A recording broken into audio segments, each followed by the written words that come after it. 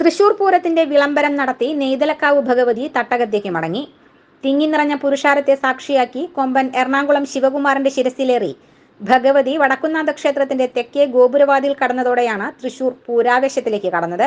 കുറ്റൂർ നെയ്തലക്കാവിൽ നിന്ന് രാവിലെ 8ഓടെ ദേശക്കാരുടെ അകമ്പടിയോടെയാണ് ശിവകുമാർ പുറപ്പെട്ടത്. എഴുന്നള്ളിപ്പ് തേക്കിൻകാട് മൈതാനത്തെത്തുമ്പോൾ ജനം പെരുകിയാർത്തു.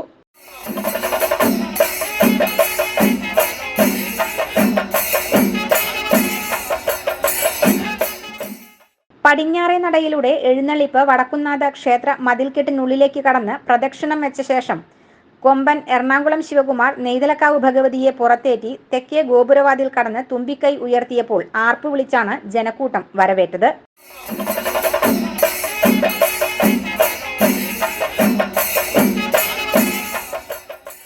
ഇനി തൃശൂർ പൂരത്തിന്റെ മണിക്കൂറുകൾ.